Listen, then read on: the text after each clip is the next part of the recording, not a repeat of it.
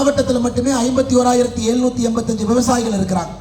இந்த ஒரு மாவட்டத்தில் மட்டுமே 1,69,000 ஹெக்டேர் நிலங்களுக்கு 827 கோடி மதிப்பில் பயிர் காப்பீடு செய்திருக்கின்றோம்.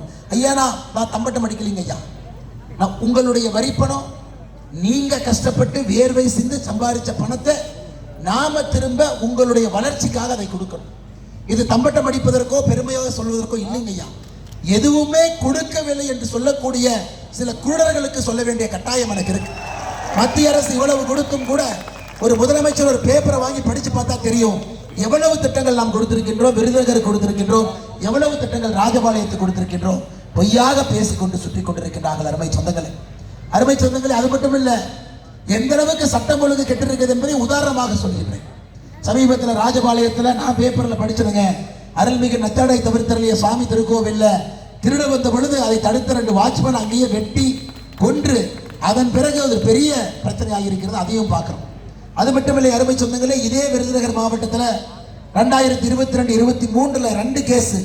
இருக்கங்குடி கிராமத்தில் ஒரு 16 வயது பெண்ணை 1 வருட காலமாக தொடர் பாலியல் வன்கொடுமை. கைது செய்யப்பட்டவர் யாருன்னா அந்த பகுதியினுடைய திமுக ஊராட்சி தலைவருடைய மகன். அதன் பிறகு 8 மாதங்களாக கூட்டு பாலியல் பலாத்காரம் திமுக இளைஞரணியினுடைய நிர்வாகி ஜுனைத் மற்றும் அறிஞர். அதாவது முதலாக தமிழ்நாட்டில் பார்க்கிறோம்.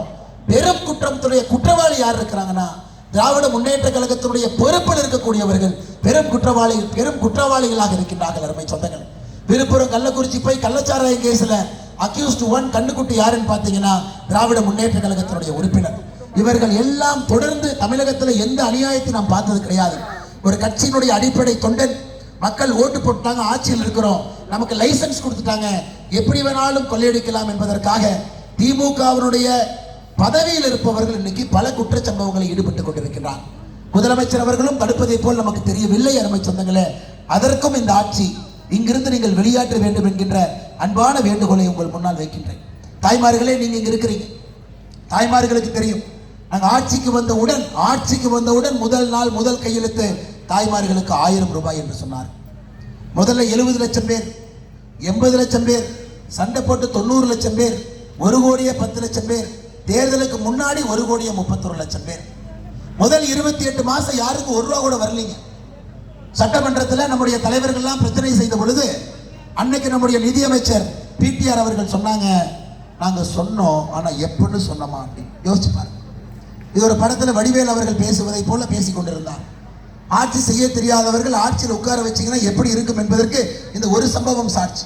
28 மாசம் கழிச்சு 29வது மாசத்துல 1000 ரூபாய் கொடுக்க ஆரம்பிச்சாங்க. 32 மாசம் நம்முடைய தாய்மார்களுக்கு 32,000 வந்திருக்கு. பொங்கலுக்கு 5,000 வந்திருக்கு. 37,000 37,000 ஒரு